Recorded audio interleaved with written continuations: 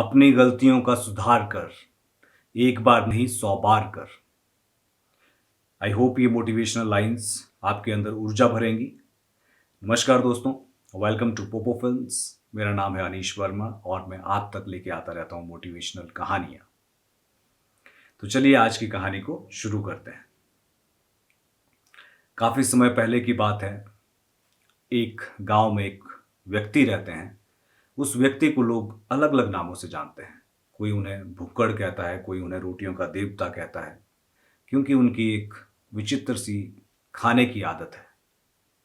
जहां पे भी वो खाना देखते हैं उनकी जीभ लपलपाना शुरू हो जाती है। वो खुद को कंट्रोल नहीं कर पाते हैं। उन व्यक्ति का नाम होता है जगदीश। जगदीश अपने परम मित्रों के साथ एक दिन बाजार की तरफ चले जाते हैं। वहां पे एक नया नया होटल खुला हुआ होता है। जगदीश के दोस्त जगदीश को कहते हैं कि चलो यहाँ पे हम खाना खाएंगे। जगदीश समझ जाता है कि मैं यहाँ पे गया तो यहाँ पे बहुत ज़्यादा बिल आने वाला है। जगदीश कहता है कि मैं तो घर से खाना खा के ही आया हूँ, मेरा पेट तो एकदम फुल है। आप लोग एक काम कीजिए, आप खाना खा लीजिए, मैं बाहर आप लोगों का इंतज़ार करता हूँ। वो दोनों दोस्त अंदर चले जाते हैं।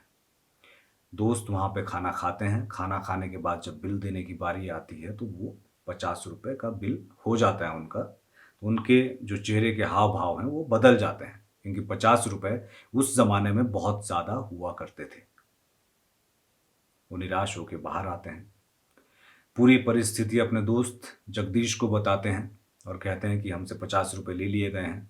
25 रुपये में तो अनलिमिटेड खाना मिल रहा था, हमने सिर्फ 2 ही रोटियां खाई हैं। तो वहाँ से निकल जाते हैं और जब गांव के रास्ते में जा रहे होते हैं तभी उनके दिमाग में एक खुरापाती आइडिया आता है।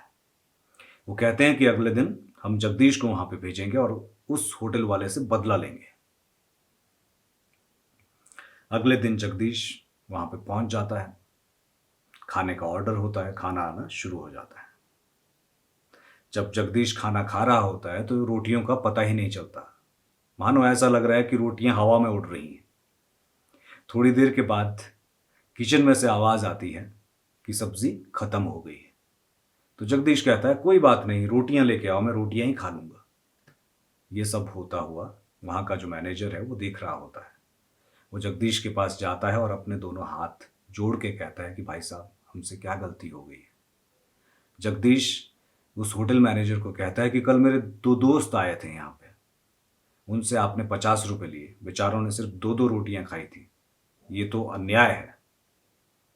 तो होटल का मैनेजर अपनी पॉकेट में से 50 रुपये निकालता है और जगदीश को दे देता है और कहता है कि भाई साहब, आपने जो खाना खाया आज का, ये आपके लिए कॉम्प्लीमेंट्री है हमारी तरफ से। जगदीश और उसके दोस्त सब खुश हो जाते हैं, वहाँ से चले जाते हैं। जगदीश कहता है कि यार खाना बहुत ज़्यादा खा लिया है, थोड़ा सा आराम करते हैं। वो एक पेड़ के नीचे लेट जाते हैं और जैसे ही वहाँ पे लेटते हैं तभी पीछे से एक आवाज़ आती है। आवाज़ ये होती है कि खाना खाने के अलावा भी कुछ करते हो क्या? तो जगदीश गुस्से में पीछे की तरफ देखता है तो देखता है कि वहाँ पे एक बूढ़ा व्यक्ति है जो अंधा है और उसकी लाठी में से ठकठकाहट की आवाज़ आ रही है। उसको बहुत गुस्सा आता है। वो बूढ़े आदमी के पास जाता है और बूढ़े आदमी को कहता है कि आपने ऐसा क्यों कहा? बूढ़ा आदमी कहता है कि मुझे क्षमा कर दीजिए, मैं अंधा हूँ। अभी 2 लड़के यहाँ पे आए थे, उन्होंने मेरा बटुआ रफूचक्कर कर दिया और यहाँ से भाग गए। मैं अंधा हूँ तो मैं उनको ढूंढ नहीं सकता हूँ, कृपया आप मेरी इसमें मदद कीजिए। तो जगदीश कहता है कि इसमें कौन सी बड़ी बात है, मैं उनको ढूंढ लूँगा, आप मुझे उनका हुलिया बता दीजिए। तो अंधा है बेचारा, हुलिया कहाँ से बताता?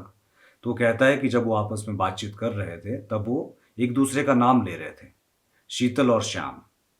जगदीश चुप हो जाता है और अपने दोस्तों से अलविदा लेके वहाँ से निकल जाता है, क्योंकि शीतल उसका बेटा होता है और शीतल का दोस्त श्याम है। वो अपने घर में जाता है, घर के चारों तरफ देखता है, लेकिन वहाँ पे उसका बेटा और उसका दोस्त नहीं होते हैं। वो घर की दहलीज में बैठ जाता है और घर की दहलीज में बैठने के बाद उनका इंतज़ार कर रहा होता है। थोड़ी देर के बाद शीतल और श्याम दोनों वहां से हंसी मजाक करते हुए घर की तरफ आ रहे होते हैं। जैसे ही वो अपने पिताजी को देखते हैं तो शीतल थोड़ा सा हड़बड़ा जाता है, डर जाता है। वो अपने पिताजी के पास जब पहुंचता है तो पिताजी एक टूक उससे पूछते हैं कि मुझे एक अंधा व्यक्ति मिला था, उसका बटुआ चोरी हो गया है और वो तुम दोनों के नाम ले रहा था, क्या तुम दोनों ने चोरी की है? तो शीतल हड़बड़ाया सा होता है। वो कहता है कि पिताजी मुझे क्षमा कर दो, मुझसे गलती हो गई है। वो जब मैंने बटुआ देखा तो बटुआ में बहुत ज़्यादा पैसे थे और मैं खुद को रोक नहीं पाया, इसके लिए आप चाहें तो मुझे दंड दे दीजिए। तो जगदीश कहता है कि दंड देने वाला मैं कौन होता हूँ? जिसका बटुआ तुमने चोरी किया है वही तुम्हें दंड देगा। वो अगले दिन उन दोनों को उस अंधे व्यक्ति के पास लेके चले जाते हैं और अंधे व्यक्ति को जगदीश बताता है कि शीतल मेरा बेटा है और श्याम उसका दोस्त है। तो अंधा व्यक्ति कहता है कि इतनी बड़ी सच्चाई आपने बयां कर दी, और वो जगदीश कहता है कि आपको जो भी दंड देना है इनको आप दे दीजिए। तो बूढ़ा अंधा व्यक्ति कहता है कि देखिए, मेरा बटुआ चोरी हुआ था, वो मुझे मिल चुका है, मुझे किसी को कोई दंड वंड नहीं देना है, आप यहाँ से जा सकते हैं। तीनों वहाँ से उठ के चले जाते हैं। जगदीश अपने दोस्तों के पास चला जाता है और दोस्तों वही उसी पेड़ के नीचे बैठे हुए रहते हैं, ठहाके मार रहे हैं, हंसी मजाक चल रहा है उनका। जगदीश वहाँ पे पहुँचता है और जगदीश थोड़ा सा खामोश है, वो हंसी मजाक कर रहे हैं, लेकिन अब की बार जगदीश बिल्कुल भी नहीं हंस रहा है। और हाँ, जगदीश की जो खाने की आदत है वो भी सुधर चुकी होती है। जगदीश अब नॉर्मल खाना खाता है। तो उसके दोस्त पूछते हैं कि कल तुम एकदम से कहाँ चले गए थे? तो जगदीश कहता है कि कुछ इम्पॉर्टेंट काम आ गया था, मैं वो कार्य करने के लिए चला गया था, और जीवन में इस तरह के और भी कार्य हैं जो मुझे करने हैं। उसके अलावा वो उन्हें कुछ नहीं बताता है। तो दोस्तों, कहानी यहीं पे ख़त्म होती है।